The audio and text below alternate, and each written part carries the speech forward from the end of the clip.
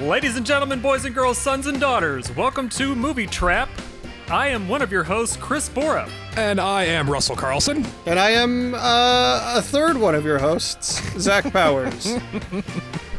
Welcome, everybody, and today, in the theme of bad cops, we are going to go ahead and jump into the Stanford Prison Experiment. Yeah, a little bit of a wiggle room needed for this one, but I'm gonna allow it. But watch yourself, counselor. Yeah, I kind of agree. I do think this is a sly. I mean, we can talk about when we get into it, but this was. I see what you were doing, and I get it, but and we'll allow it. But you're on thin ice, Mister. I expect a great deal of our audience, even if they have not seen this movie, is probably some familiarity with the real life experiment, and probably understands sort of how this is a bit of a cheat. But we'll get into that in a minute. I would say it's a little bit of a cheat too, but I would also argue that everybody can be a bad cop, potentially. Okay. See, So- yeah, I get it. It's the idea that the system it's a systematic. Anyway, we'll get into that. Yep. Yeah, we can get into it. So, since I picked this one out, I guess I have chosen to throw myself out there to actually say what this movie was and give us a brief rundown. This movie came out in 2015, and it is about the Stanford Prison Experiment. For anybody who doesn't know, it was an experiment run by Philip Zimbardo, and essentially what they did is they took a bunch of students randomly selected and created a simulated prison in the basement at Stanford during a summer break. This film essentially goes through all of that and shows a dramatization of the things that were occurring. This film was interesting because when they told the story of the prison experiment, they actually had access to all of the archival footage tapes and Philip Zimbardo himself. When people have attempted to adapt this story previously, they usually add things to it or they do some version of it that isn't actually the story. Like there was a Adrian Brody film that came out called The Experiment, where at the end it turned into, I believe, shooting or people being stabbed or other things. None of that happens in this. This is essentially a bunch of teenage boys in college that are all at Stanford, and they're put into these cells for 2 weeks. It was supposed to go the whole length. It only makes it a week because it gets so intense that they have to shut it down for ethical reasons. And this was in 1971. I don't think they mention this in the movie or in the prologue, but I had to think look it up. this experiment caused a few new rules for how these kinds of experiments are conducted to come into being, just for ethical reasons. Yeah, the ethics on this were really troubling because they essentially threw people into a situation that was scarring to some of them.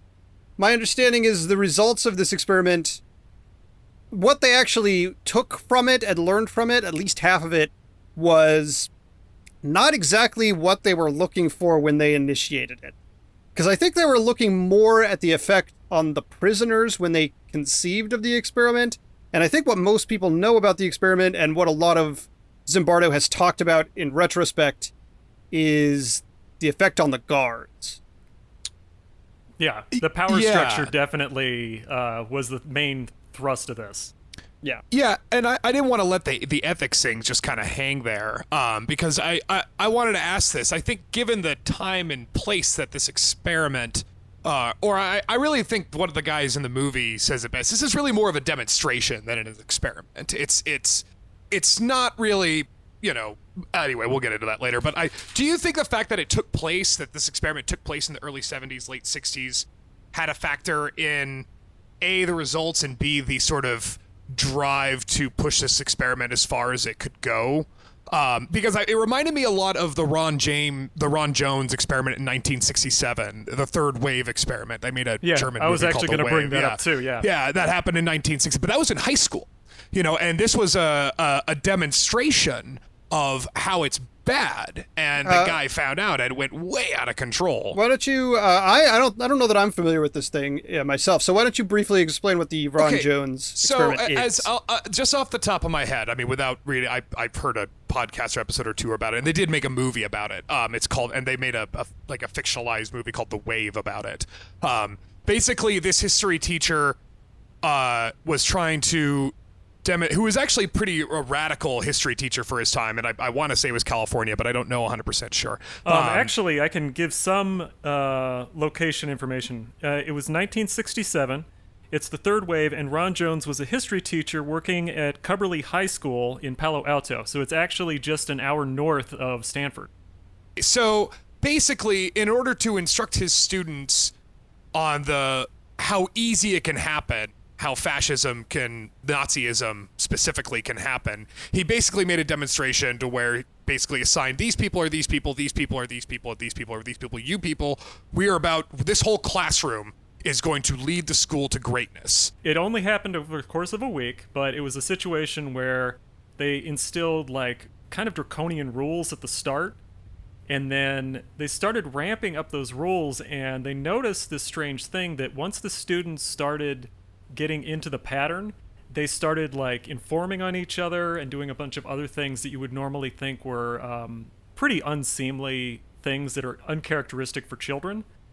However, in this case, it was encouraged, and it got to the point where the teacher needed to end the experiment he was running, basically. It was kind of a demonstration class lesson, but he announced to the kids that a third wave presidential candidate that was a secret reveal that only he knew about was going to be televised in the gym on Friday at a big group meeting. So they had a big convocation, and when they showed up, nothing showed up on the screen.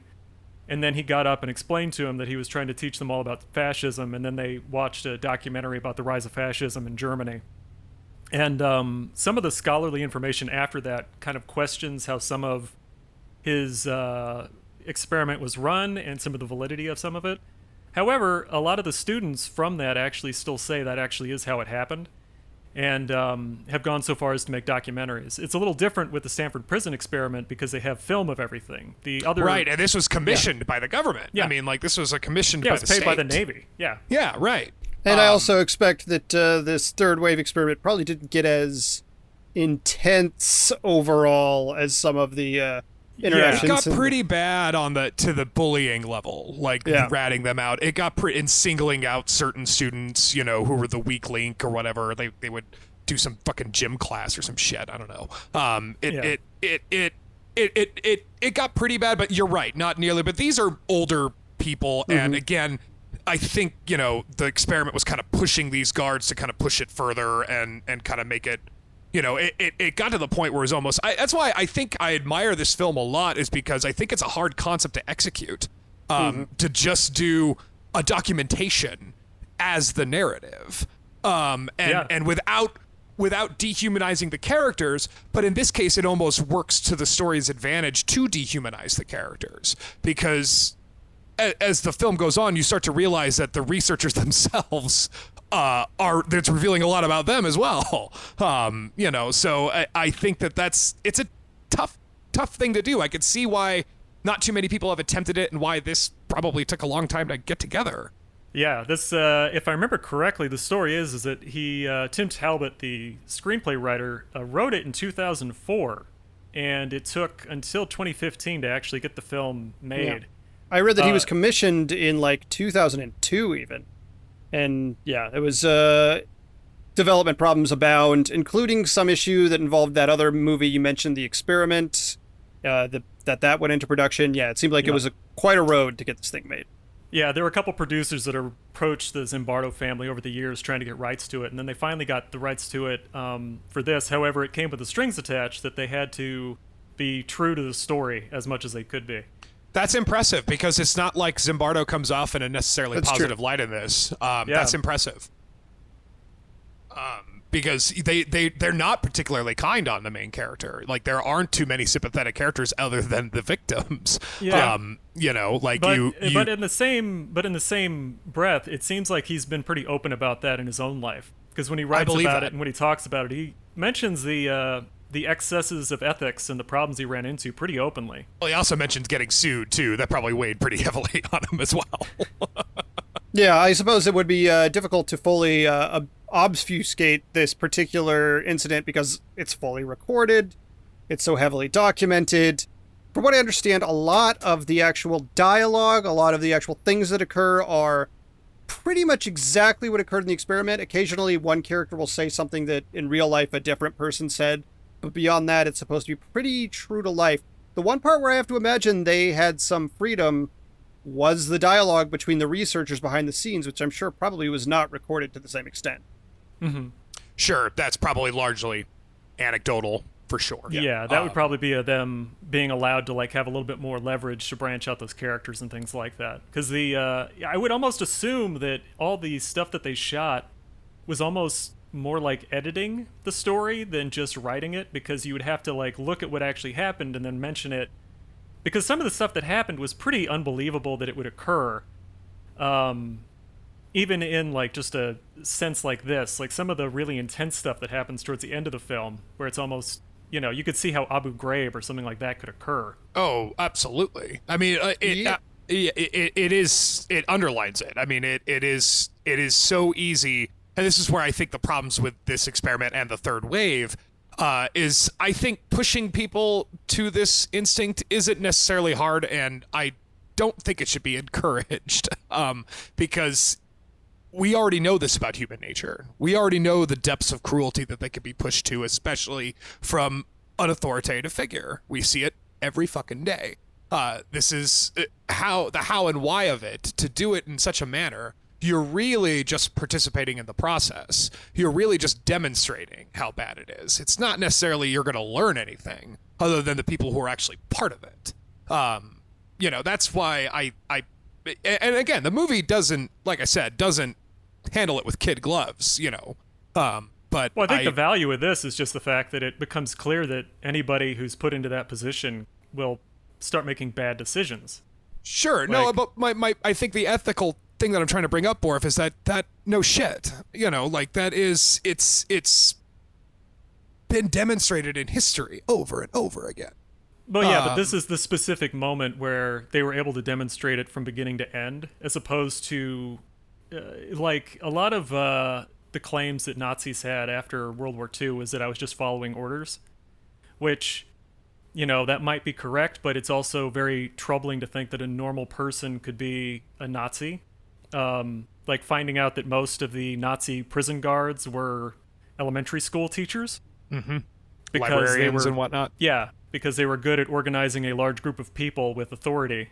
Sure, and I get that too, and I think that the movie at least kind of goes into it, or at least with like the exit interviews, that like, I just couldn't believe I was getting away with this kind of stuff. I think that there's probably, it's not to say that there isn't things that we can learn as to why human beings will do this to other human beings, but again, I think they knew that going in, that prison itself is a dehumanizing experience. The relationship between guard and prisoner has always been a dehumanizing experience. And even if you can fall back on the notion of, I was just following orders, what this film demonstrates is that, it doesn't mean you didn't fucking enjoy it. It doesn't mean you didn't get off on it. I mean, the doctor, Nelson Ellis's doctor, even goes off, said, like, I became what I hated and I liked it. That's, I think there's a danger in pushing human minds to that, because what if it's too attractive? Like that third wave experiment. I mean, those kids flocked right to it, and what if there's nobody there to pull the plug? I mean, that's how we end up with Trump. So, yeah. So obviously, one thing you mentioned Abu Ghraib, and one thing that's kind of worth noting is that Zimbardo actually did talk kind of at length about that at the time it occurred. A lot of the defense from people in the Bush administration and the like was that it was a few rogue actors, and Zimbardo was patently against that idea. He thought it was clearly a systemic problem with the military. And I think part of the reason that this might slide, even though no actual policemen show up in this movie as a bad... They actually had cops arrest these poor kids. Oh, were those real cops? Actually, okay. Yeah, in the experiment, they're actual fucking cops. The cops literally put a blindfold on them and put them in a goddamn college. Yeah, they didn't tell the neighbors what was going on either, so it was a real, like, awkward moment where these kids are just getting arrested.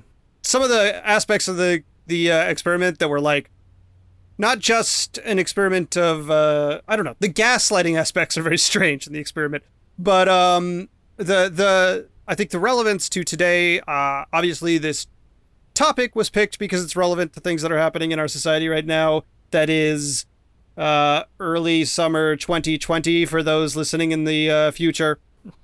And I think that the conflict that still, as much as Russell was like, it's been borne out by history that it's not the case, that it's generally just a few bad apples.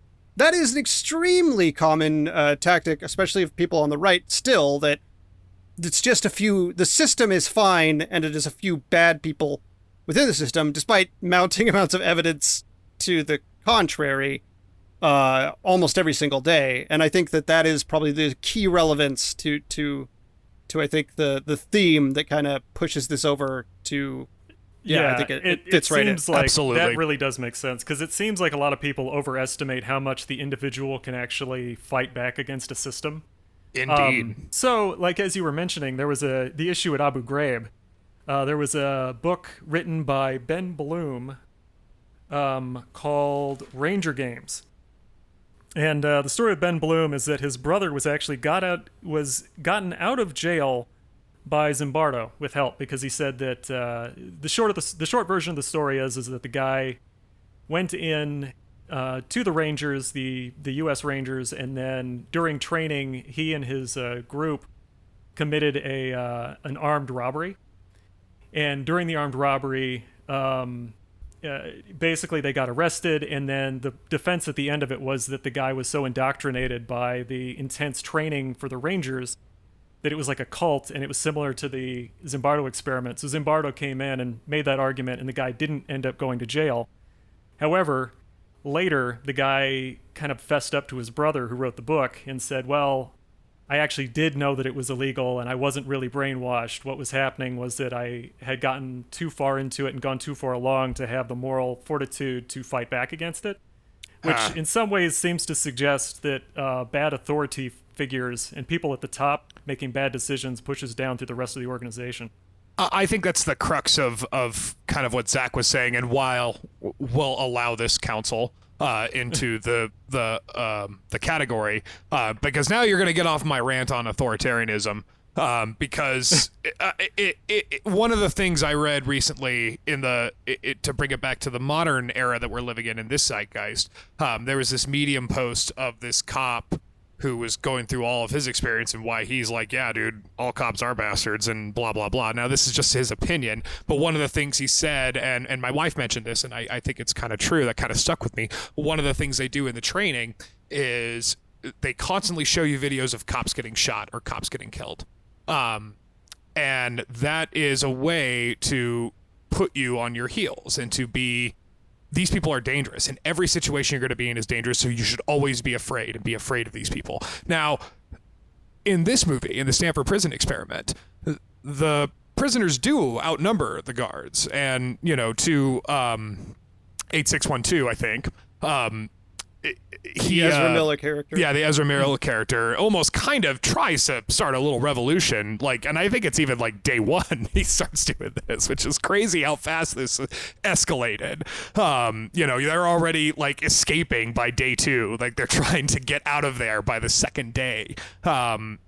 So I think in this case, when it comes to authoritarianism, he's the easy target, right? Because he's the loudmouth. He's the one who's pushing back, which any normal human being, you would think, for a college student, knowing that this is a college experiment, would fucking do. Mm-hmm. So they single him out and punish him relentlessly.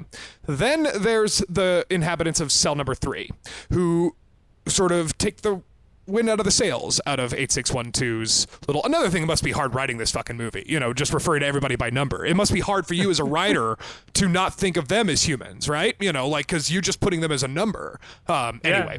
Well, I mean, the weird thing, since you're bringing that up, it is odd how this movie's structured, because it is partially edited, but when you're first watching it, the Ezra Miller character feels like he's going to be the protagonist, because that is true. The story follows his arc right up until the midway point, where in real life, just like in the movie, the guy wound up getting let go early, and people have this, thought that existed at the time that he was going to come back and free everybody, because people were a little too into what they were doing and couldn't see the big picture of how ridiculous that idea was. Mm-hmm. However, they mention it, and it's then kind of a letdown that the guy doesn't come back and let everybody out. But it's also, it's true to life. That's very unlikely to see happen. Like, oh yeah, protagonists are usually a big deal in a movie because it's someone doing what you always want to do but don't actually do. Right.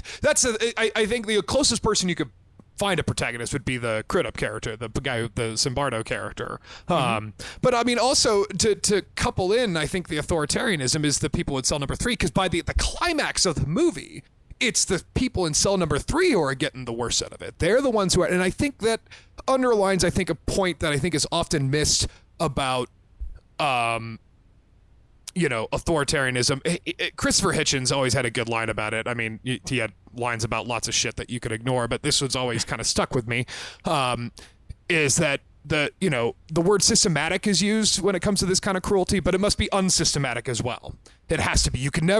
There's never a line that you can make, okay, now I'm safe. Now I'm on the side of the guards. Now all I've done is comply. They'll leave me alone. And I think that this point at the climax really underlines that pretty well.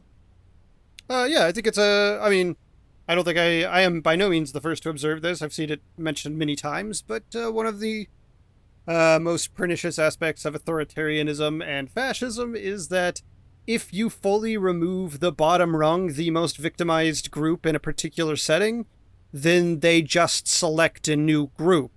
And it's whatever the new outgroup is that becomes the most, harassed, victimized. And it'll continue on and on and on until there's theoretically just 2 people left, one guy beating the other to death. Yeah. The Orwell quote. Yeah. The classic theory of the pecking order, where there's always one hen that gets pecked more than the rest. Yeah. Well, I don't know, guys. I've been watching a lot of Survivor. That seems to be true to life. Anyway, it's great because it satiated my sports, my lack of sports in life. But I think overall, this film, I think it's good that it doesn't have a protagonist, because does have a pretty solid ensemble cast. Everybody's really pulling their weight. I think that, like, and also I'm a fan of Nelson Ellis, the late Nelson Ellis, rest in peace. Not just, I wasn't a big fan of True Blood, but he was the best part of True Blood. But he played Bobby Bird in the James Brown movie, and I thought he did a really good job. So I've always been kind of a Nelson Ellis fan. Died before his time. But overall, pretty good ensemble. So I think the fact that there wasn't a protagonist really helped the movie. Yeah, it felt more like a Robert Altman film, except not good point. where you can't understand what anyone's saying. That's the one thing with Robert Altman that drives me crazy. But it is interesting that they all kind of... It makes a lot of sense they wouldn't have a protagonist in this, because it is a documentary-style film. Even though it is a dramatization, they handle it in a way where it feels like, you can tell there's a ticking clock. They mention the days, the time passing. You definitely feel the time and the space really well. For sure. Borif, you got yourself my point, man. You just got yourself my bonus point. We're going to have to figure out what to do with these points at the end of this thing. But, I've got a documentation. Don't you worry about it. But, we could probably talk about some of the actors, because it has a really... I think it's a fun ensemble cast, and I really like the vibe of it, because, Billy Crudup, of course, is the old guard who comes in, and he's probably the most well-known actor of all these actors. But then a lot of the other people who are actually appear on screen are different up-and-coming, younger actors. For sure. Obviously you mentioned Ezra Miller. I believe, I think I did see or half see this film when I was at home with my dad one time, but I think Ezra Miller and Billy Crudup play father and son in the Justice League movie. I think that's correct, because I think he played Flash, and I think Crudup played Barry Allen's dad, if I'm not mistaken. But I could be wrong. But the after 8612 leaves, the primary, I would say the prisoner that gets the most attention is I can't remember their numbers. It's Ty Sheridan. Yeah, it's 819. Yeah, Ty Sheridan. 819. Yeah. Who is not so much the most rebellious, but the one who is the closest to completely cracking mentally. He's played by Ty Sheridan of, I believe, We Need to Talk About Kevin. I think he played Kevin, and We Need to Talk About Kevin, if I'm not mistaken, or is that? Yeah, I thought that was Ezra Miller. Oh, never mind. Okay, this guy's in the X-Men movies as Cyclops. Yeah, he plays Cyclops. Yeah, he was Ty in Sheridan was Cyclops. Tree of Life as well. Yeah, you're mentioning the higher class things he's been in. He was also in like the video game Ready Player One. That's the big thing you'd know him from. I did not like that book. I didn't like the movie very much. You know, yeah. I didn't read or watch the movie. I watched the first 20 minutes of the movie and was like, nope, I'm gonna nope out of this. And then I read the first couple pages of the book and I was like, I don't want to see this either. So yeah, I think my understanding is the book is worse than the movie in most ways. I haven't seen the movie. I can't vouch for that, but the missus and I listened to the audiobook on one of our in-between trips between LA and Colorado for one of the holidays or for the wedding, or I can't remember when. And I remember listening to it, and I was just like, boy, this film is just trying to... This book is really just trying to get me to like it. It's just going to mention every cultural reference that I'm very familiar with to get me to like it. And at first I was like, it's an okay story, whatever. It was entertaining for the drive. And then I get back to Hollywood, and I talked to one of my coworkers, and he's like, yeah, didn't you just feel like that was just fan service? And then it just like my bubble burst. I was like, yeah, that's all that book was. Why the hell? Anyway, so I think this is, don't want to go too deep down this rabbit hole, but I think it's hosted by one of the guys from MST3K. Can't remember which one, but there's a podcast called like 347 Pages We'll Never Get Back about Ready Player One, where they just talk about how bad the book is. I buy that. It was offensive. Like I watched some of the movie and I got so angry because at one point they abruptly show up at the Overlook Hotel and it's like The Shining, and it's like the movie Dr. Sleep just came out and it was surprisingly good for a film like that, but it was this thing where it felt like someone had just gone into a church and started pissing on all the books. It was bad. It was a really bad movie, and I just turned it off because I was so angry. And when I read the book, I didn't know they were going to make it into a movie at that point. And then I saw that the movie was being made, and I'm like, well, think of the intellectual rights they're going to have to buy for that fucking movie. It'll make Who Framed Roger Rabbit look like a walk in the park. And then I found out Spielberg's right there. I'm like, oh, okay, then it's going to be no problem. Everything's going to be solved pretty easily. Just throw some money at it. That'll solve the problem. But we could probably bring it back to the movie that's we're true. watching here. But I wanted to say, the point that you made, Borf, the point that I wanted to give you is because I wanted to talk about the movie's sense of time and space, and you kind of took my point, so good job. Bonus point to you. Because you start to feel like, how long have we been doing this? You know, like, it's not a very long movie, but you do start to feel like, boy, have we been here for like a month? Yeah, if they didn't have the little chyrons come up, or the name cards come up to tell you the days, title cards, I wouldn't have known the passage of time in that movie at all. Yeah, that's a good point. I almost wonder if I would have preferred it if they didn't give you, much like the prisoners themselves, if they never gave any indication of how long it's been. Like, sometimes they go to sleep, sometimes they eat, but they don't explicitly say, this is day X, Y, or Z. I think that would be almost better. Like, speaking of The Shining, sort of like how the time cards in The Shining just become more vague or become different time periods. You don't know exactly where in time you are after a certain point. I think you could have... Because clearly what they were doing to these people is, I mean, they didn't give them exposure to sunlight. It was impossible for them to get... There was no clocks, as far as I'm aware. Mm-hmm. I think the lights were always on. When they talked to them, even when the lies were so flimsy, they always maintained this charade of like, you need to get out on parole. You need to get your life back. 8612 is not free. He went to maximum security. And it's like, clearly that's not true. Like, any of these people thinking about it for a second or in their right minds would be like, well, no, there is no maximum security. He went upstairs. Yeah. Well, one of the details, because I went down the rabbit hole and watched all the documentaries about this that I could find before this. They didn't show the this particular case, but one of the characters, or I shouldn't say characters, one of the students carved the calendar into the wall so that they could keep track of time, because they had started losing that thing. So someone had just taken a knife and like did Monday through Friday and just started like scratching so that they could kind of keep track of it. I mean, this is sort of sounding like what we're all dealing with right now in quarantine. Where it's this would have been more relevant for Colorado Space, buddy, let me tell you. Yeah.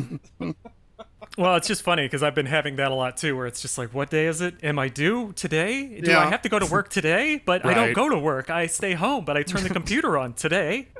Yeah, it does seem like Chris is having his own mini theme of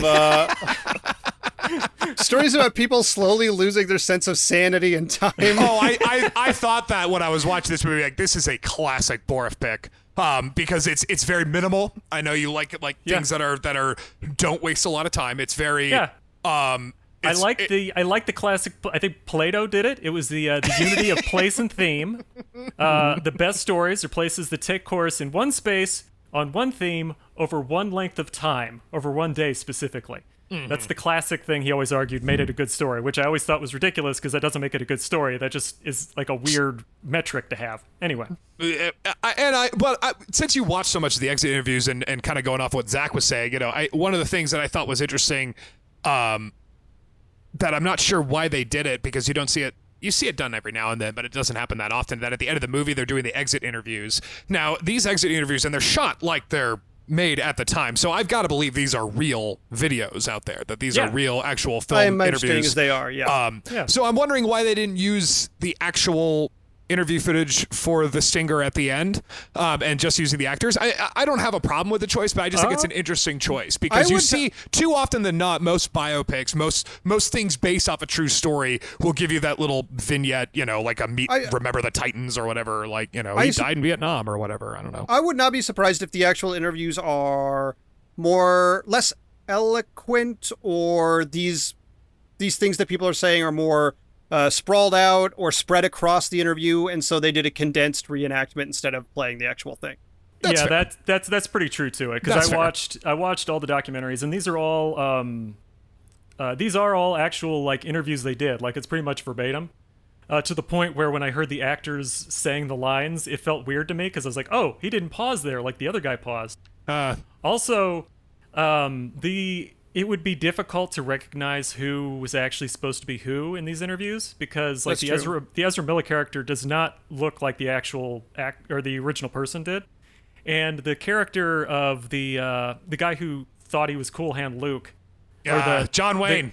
the guy who thought he was the big bad cop. That guy doesn't look like he does in the movie. Like he's a blonde kid, and he also comes across as kind of a shitbag when he's talking. Like he's 18. There's a lot of bravado. Like they talk to the guy later, and he seems fine. He's like some He mortgage was only broker now. 18. Yeah, he's Wow. like 18, 19-year-old kid. But like later, he went off and became like a mortgage broker. He's like a fairly like calm dude now.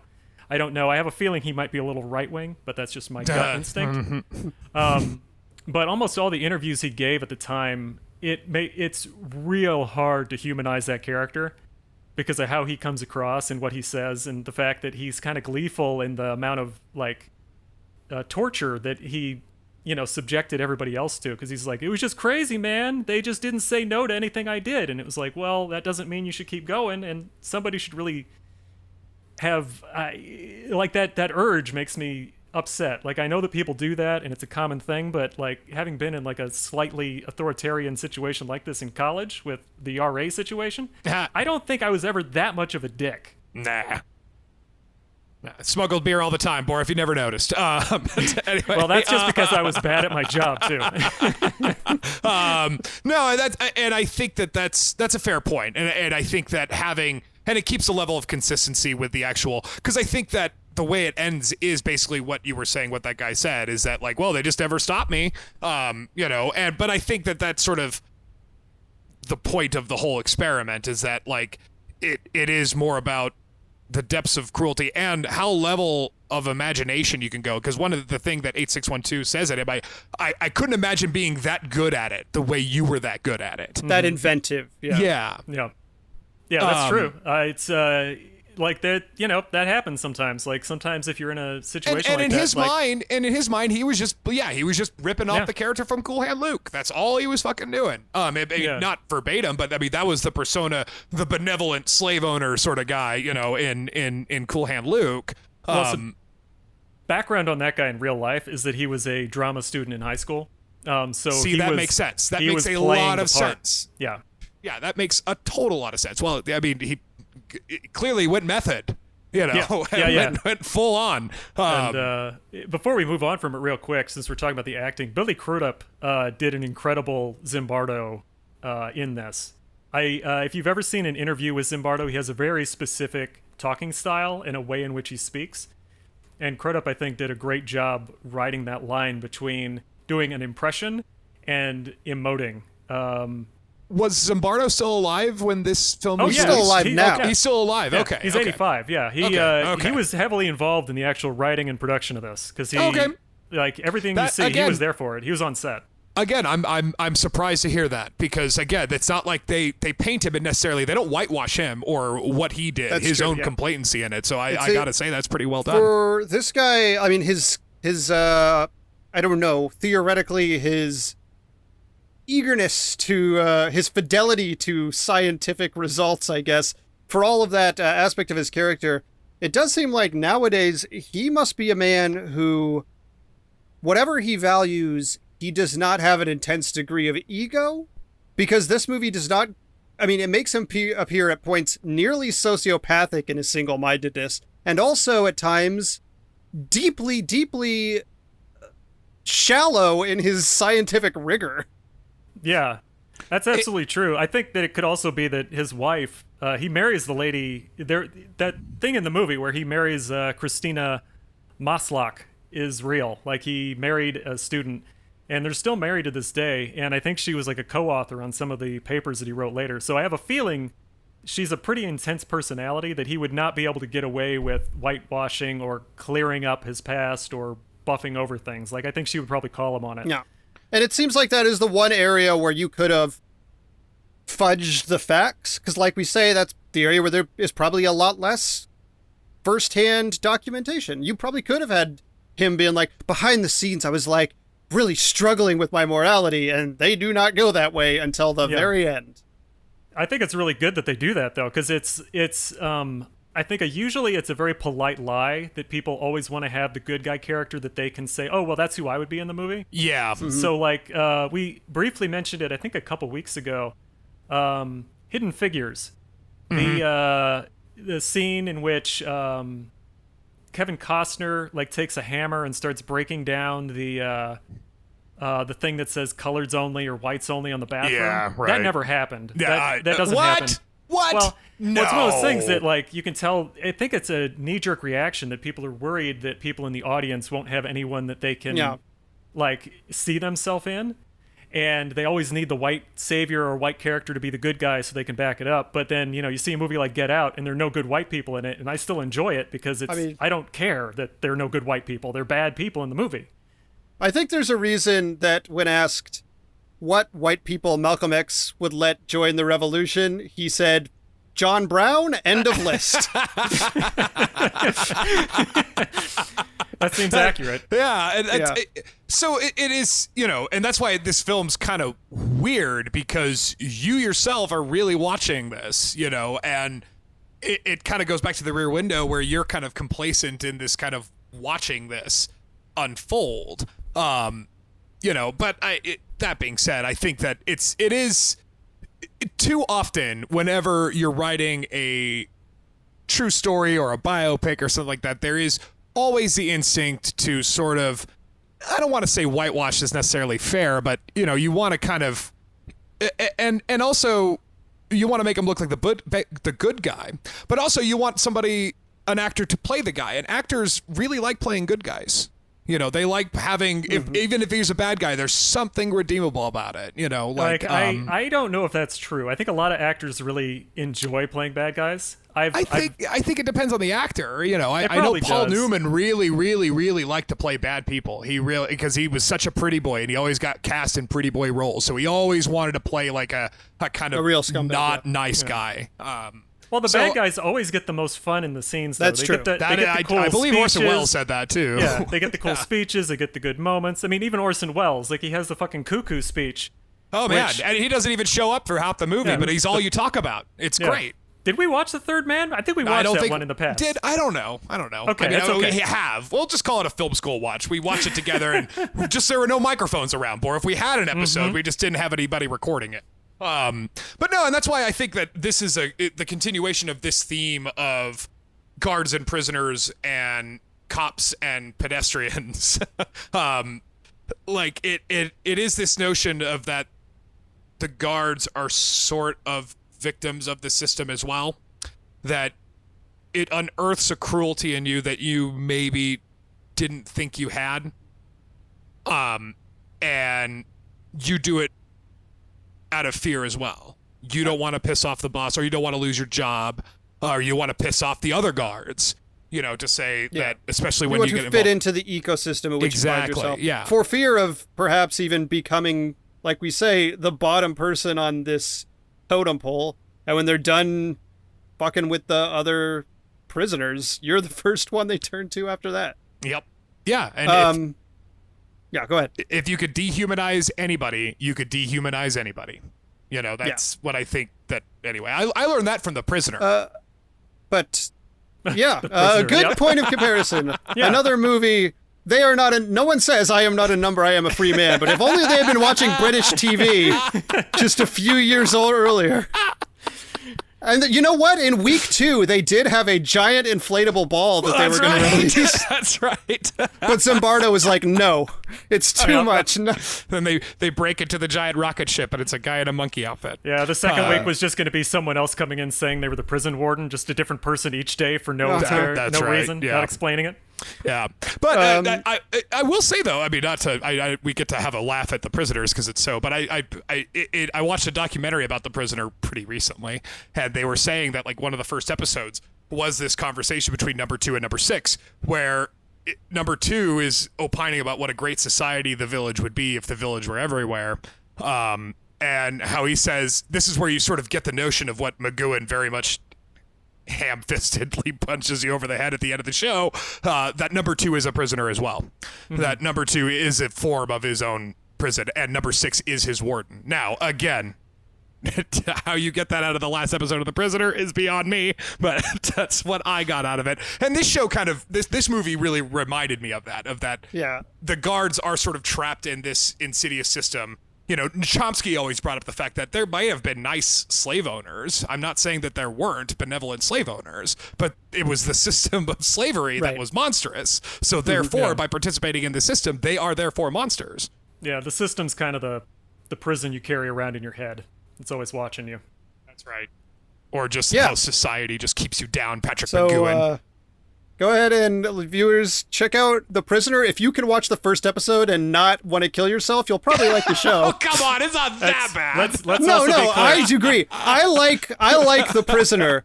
But if you don't like The Prisoner, you're going to fucking hate The Prisoner. Oh, yeah. And we should be clear, we're referring to the old one from the 60s, yes, not the one not from the A&E. Ian McKellen. No. Yeah, Jim Caviezel, I think, was. Yeah, that was. I really yeah. wanted to like that, but no, it was not good. And in terms of things about how the system is evil, it's evergreen to recommend The Wire. So there you That's go. true. That is true. Yep, that is true. But the one thing about this, the way this movie is constructed, that is unique from at least anything we've seen thus far, because it is so heavily reliant on footage that really exists, accounts that are like word for word there. They are around. And when I've read about this movie, almost all of it, the dialogue, the scenes are lifted directly from what happened. The only change was occasionally one character would say something instead of another, just for, whatever reason. So the triumph of this movie, and it does work, it feels very tense, it doesn't let up. Like, the whole time I was, as someone who did not know the extent to which these experiments went, I was like, especially after that first hit, like, when is somebody going to beat the shit out of somebody else? And it never quite happens. But the triumph of this is in the writing and the editing and the acting, the way in which they take these events and put them next to each other in a way to consistently keep that drama going. Certainly in the real experiment, there was downtime or things they could have focused on that would have slowed down the tension or dragged the story that occurred in these 6 days. And so I think the real triumph is how they organized these events to make it kind of relentless. Yeah, it managed to go up in a really interesting arc where the first moment where you see someone get hit, you do have, at least I felt the same way, where I was like, ooh, somebody should really step in and make this stop. But then they kind of game push it over, under we're the- done. Yeah, we're but done. then they skip past it and they're like, oh, no, we're going to keep going. and things just kept getting worse and worse. And you could kind of see as the film was progressing, Zimbardo was kind of getting into it a little bit. Like, he was really not seeing the harm, he was just seeing what he perceived as results. But in the end, when it got to the situation where there's a spoiler about this, but the situation in which they simulated, some of the men simulated humping other men as a form of degradation.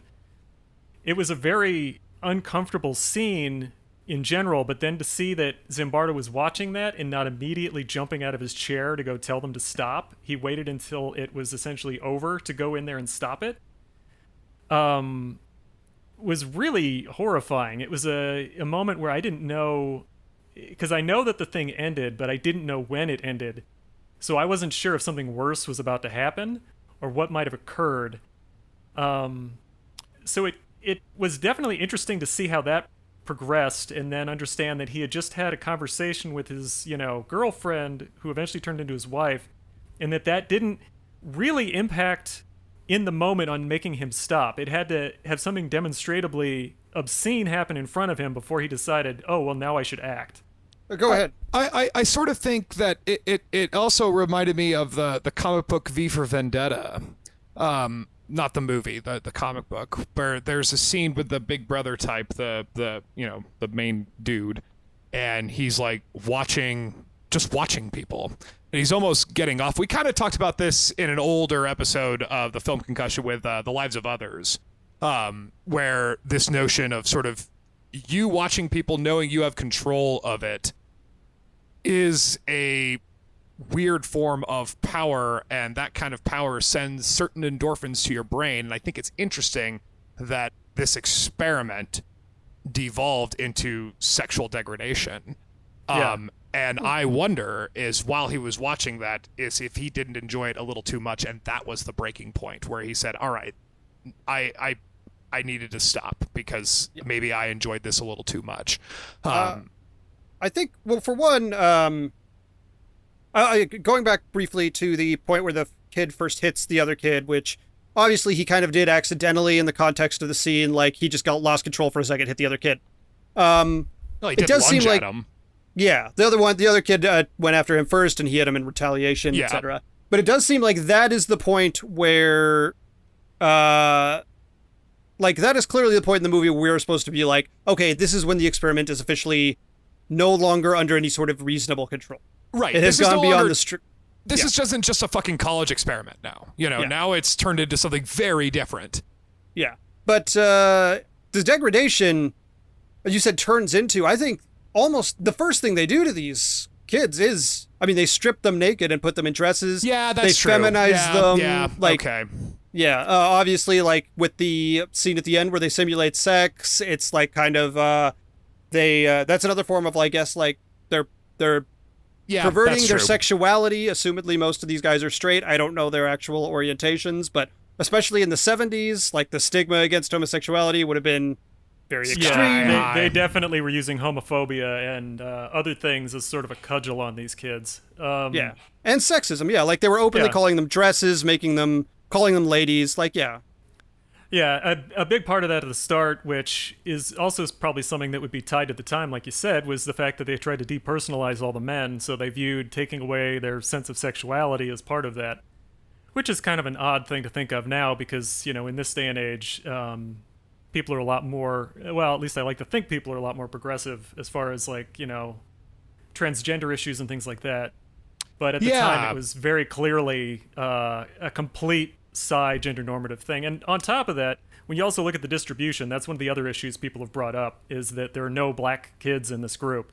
The distribution's real. There was one Asian American student, and I believe they had one person who was an African American on staff who was introduced in the film as having been incarcerated at one point. I want to talk about him real quick because there were two black men on the staff. One was a fellow professor, and the other was someone who was brought in because of his experience with the prison system, from what I understand. Right, he was almost like a consultant or something. Yes, it seems like that. Yeah. I couldn't verify the additional staff, so I wasn't sure which of them were real and which of them might have been added. So that's the only reason I didn't mention them. I think he's probably the most interesting one out of the staff outside of the Zimbardo character, just because, at first, this almost seems like vengeance to him.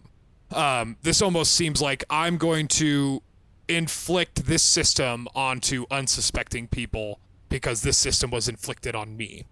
And it's sort of strange because in a way I found myself at the beginning a little bit sympathetic to him about where he said, like, you think this is real prison? They're making you do jumping jacks and push-ups. And there was a part of me that said, like, he might be right. This might not be nothing, but then why don't you just study a fucking prison then? What's the point of putting unsuspecting innocent people in prison? And then we've got loads of them in the prison system.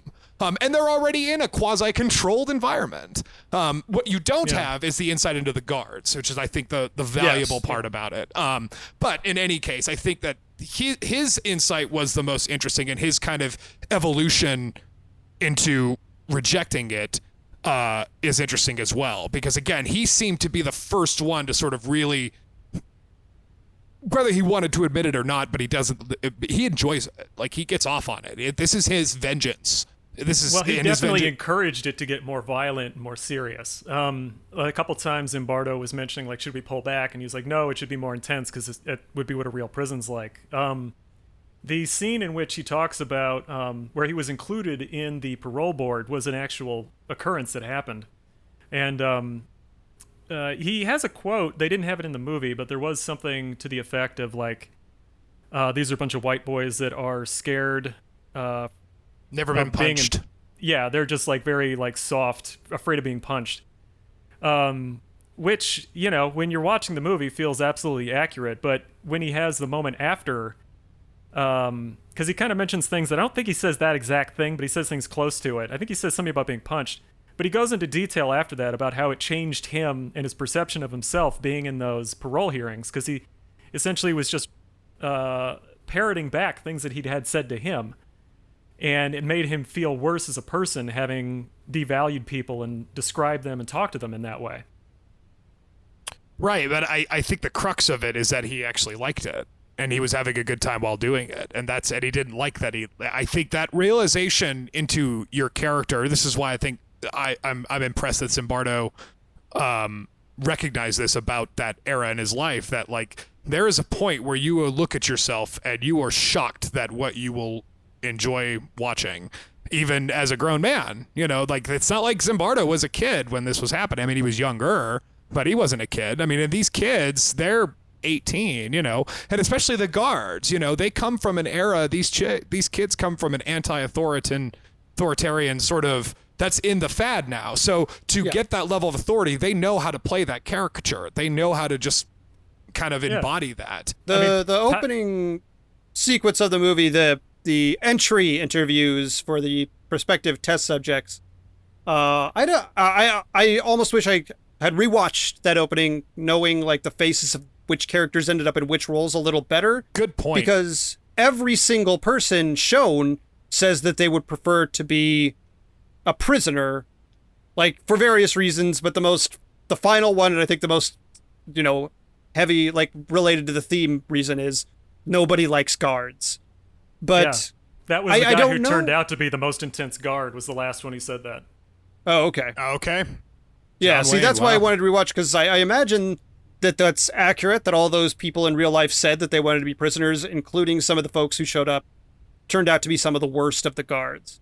Like I said, I was impressed with all the acting. Everyone pulled their weight exactly where they needed to pull it, especially on the staff side, which you didn't have the benefit or disadvantage of the recorded document of it. And that's why I'll kind of, on my final thoughts on the movie, I think that, like, a hard concept to execute that I think they did really well. And I think that it's to make this as a narrative without being sucked into the sort of dehumanization of it is difficult to do. And I think this movie did it pretty well, actually. And I think it's an interesting microcosm of what we deal with today with regard to the authority versus the ruled. And this is why, again, Bora, if you will get off on a this is circumstantial. This will be the 2000 election by the Supreme Court. This is no precedent, by the way. So I overall, I really enjoyed it because I think that it's a tough subject to do, and it is useful to know how far you can take it and how far institutions will push individuals, and a system itself is a weapon, and that even though you yourself are just a cog in this system, you are somewhat culpable. And the prisoners themselves, what they could have done is shown actual prisoners. I mean, and this is a plight that is existing today, and how prisoners are treated. And I think that that's an experiment that that's the overall take I wish this experiment would have taken, and not just how easy the trap fall of abuse of power can be. I wish it was more like the very notion of how we think of prisons is a systematic failure and systematic cruelty, and forces humans to everyone in this movie is either barking orders at somebody or being interrogated. I think that should be demonstrated. I think that should be the overall takeaway of this experiment, not necessarily that, people can be bad if you make them bad. Briefly, James Wolk, guy who plays one of the more sadistic guards, not John Wayne, but I think it's the other sort of main guard. Is that correct? James Wolk, the actor, for reference, is someone you may know as Bob from Mad Men, as in not great Bob. And he was the racist-ass senator on the Watchmen show that happened last year. Yep. That's correct. That is correct. Yeah. I totally forgot about that. The great meme of not great Bob. It is impressive how Billy Crudup, being the kind of main guy in this film, doesn't really draw too much of attention to himself, blends in perfectly, and I think everybody else who's showing up is a working actor, and they're bringing their A game. So good job for a small budget film. Pretty good. Yeah. For me, I really liked the music. Which you didn't really talk about, but it had a really timely vibe. It seemed like music I've heard from that era. Like I would have Blood, Sweat, and Tears is the band that I kept thinking of because it has a lot of percussives and bells and things like that. It has sort of a similar vibe to this. The other part of this that was really awesome was the art design, because it really does nail like 70s and 60s, I felt. Mm-hmm. And especially like an academic building, where it's just sort of bland and it's perfect setting for a prison, if you think about it. It's very like hard edges and, everything's just really monotone. And the cinematography was good too, just because it goes from like being wider shots to being more and more closed in on people. And then the first time they step outside to have the argument, that's the first time you could see more than like 15 feet in either direction. And then it's just like this whole world is opened up, and then Zimbardo's having an argument with with Christina, and it's suddenly like, oh, okay, there's some depth of field here. There's things happening in the far distance, even though there wasn't anybody there. Right. So it just sort of felt like stepping out into the real world. Yeah, and in contrast to that, then immediately following is the climax where everything's real tight, everything's real like telephoto lens, everything's real handheld and just real tense. So yeah, I think, and then I love that you brought up the music too, because I know why this is a Borif pick, because it's very minimal. It's not, there doesn't draw a lot of attention to itself. It adds to a specific scene and doesn't just like, oh, hey, here's a song, or swell up in this melodramatic, because I know how much you love melodrama, Borif. It was very minimal, and I thought that was impressive. It really did rely on, the sound design of this film relied on the dialogue and the atmosphere and not necessarily the music. So Zach, what did you think? I appreciated the degree to which this was, for the most part, a fairly like kind of unrelenting feeling film, that you did kind of get the feeling that you were trapped in there with a lot of these prisoners. Well, our discussion about the time cards that say what day it is, I almost wonder if there was an attempt to make this so that perhaps nothing, like those cards were gone, and perhaps even some of the stuff that occurred either anything that occurred outside of the experiment or even behind the scenes of the experiment were omitted. Obviously, that would deeply cut up on Zimbardo's internal journey throughout this thing, but it would have had an effect on the audience of making them feel as deeply trapped as a lot of the prisoners, which could have been an interesting direction to go. However, that said, I think this still was successful. I think the examination of Zimbardo and the sort of larger looming structures of the folks who are running the experiment, but not directly creating or causing the abuse and merely looking the other way at it, is an important facet in understanding how this kind of stuff permeates and trickles down and that sort of thing.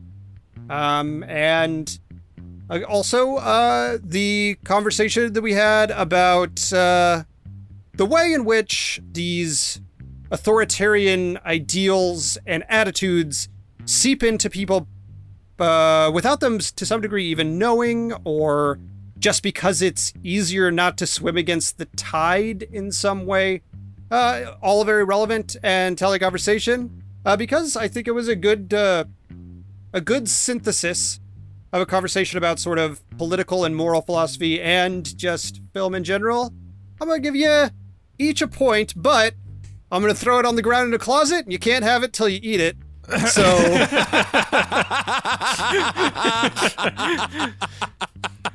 Yeah, it's that's funny. I've always wondered with this particular movie if it would work well as a stage play, because that was something. Probably That's a good point. Yeah, I'll bet you could do it. It would not be extraordinarily hard. Yeah. Yeah, it would be disjointed. You'd almost have to do it like Zach's proposing, where and it would be kind of weird, because then it would just kind of, Zimbardo comes in and said, okay, everyone go home, but it would kind of leave you with that feeling of sort of I wonder, could you have Zimbardo even in a non-speaking role or a very minimally speaking role in sort of a side stage that lights up with him watching the screen sometimes and non-verbally expressing what he's feeling? That could be interesting. Yeah. Show up at a microphone, just be like, all right, kids, I'll go home now. Yeah. Yeah. So, well, that, I think, did we kind of give our final notes on this? Have we kind of said what we said? I think so. Yeah, I think, well done, Barf. Well done. Again, you were skating on the rules, but I think it follows. It's enough of the same theme of blind spotting with the cop killing and how much you blame yourself, but you don't know how much you're responsible. I think it kind of marries into that. So, well done. Well, two pretty solid picks for our theme to marinate about and try and.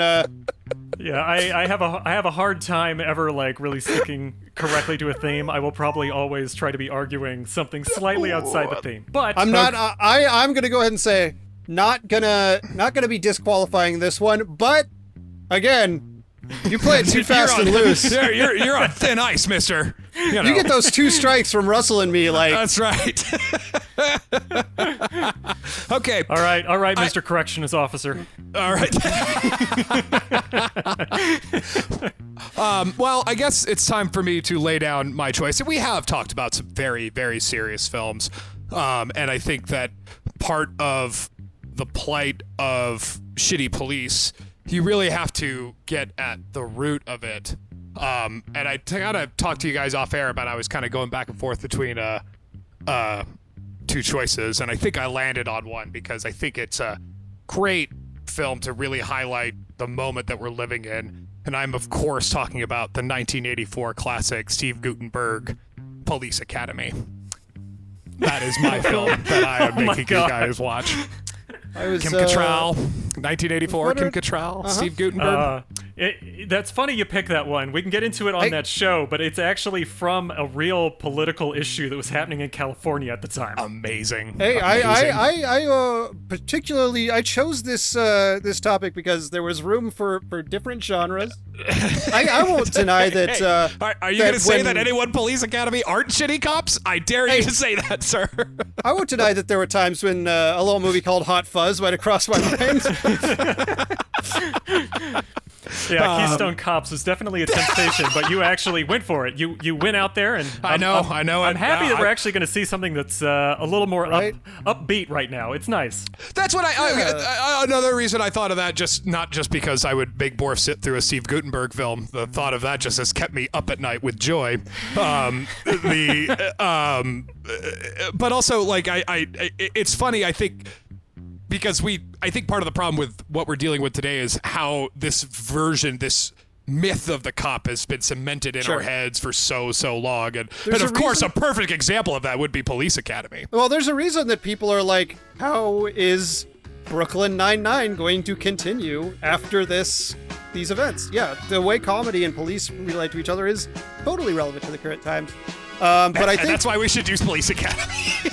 to be fair, if we want to have a real informed conversation about Police Academy, we probably do need to watch the entire series. Get Mission to Moscow in here. It's really not a Police Academy movie. Is it a Police Academy movie if you don't have Bobcat? I mean, let's be real. Yeah, I mean, Bobcat Goldthwait was the heart of that. But it's also he only showed up in the second one. Yeah, it's haunted his career for the rest of his life. That's the thing. Anyway, Police Academy, eat it, suckers. All right, well, that's been the. I don't know how to do an ending. Well, thanks everybody. Make sure to check us out on Twitter or any of our social medias. They'll be in the show notes. Also, you can find us damn near anywhere now. We are on every single podcast directory that I could find. And that includes Spotify, YouTube, which is not really a podcast directory, but we have a That's where the video version there. is. Yeah, you can see our handsome faces. Apologies. The first one is the only one we've released so far. I was deeply out of frame in that first one because I did not know it was going to be a video podcast at the time. Zach was practicing his Two-Face costume, so he didn't want to reveal it. I gotta tell you, I perfected it years ago. Yeah, that's true. But hey, practice. You gotta, just because John Elway threw a ball didn't mean he didn't show up to practice. I like the fact that it was quadrant framing. You really went for the Mr. Robot. It's so far off to the side that it makes you wonder, what's up with that guy? Where did he go? Yeah, that happens a lot in anime too, like half close-ups and stuff. Yeah, I was like really getting into the rule of thirds in terms of cinematography. See, look at it. He's learning, Chris. We got him. He's learning. All right. Well, does anybody else have anything they got to pitch? I have another podcast. It's a comedy history podcast called The Revisionists. It's a podcast where we tell the real story of a person or event from history, and then we tell a crazy alternate version that is, So in one version of the story, the real version, George Washington will be some guy who had dentures made out of slaves' teeth, and then in the other version, it'll be two kids in a long coat. So, and then by the end, you problem. guys come to a synthesis of the truth, which in your case was two kids in a coat. Yeah, right. Vote. We vote on which of the two is actually what happened in history. So, you can find that wherever podcasts is. I got nothing. I'm on this podcast. Thanks for watching. I'm Russell Carlson. All right, and I'm Chris Boroff. See y'all later. Bye. Would you rather be a guard or a prisoner?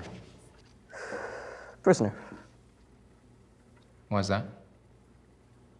Nobody likes guards.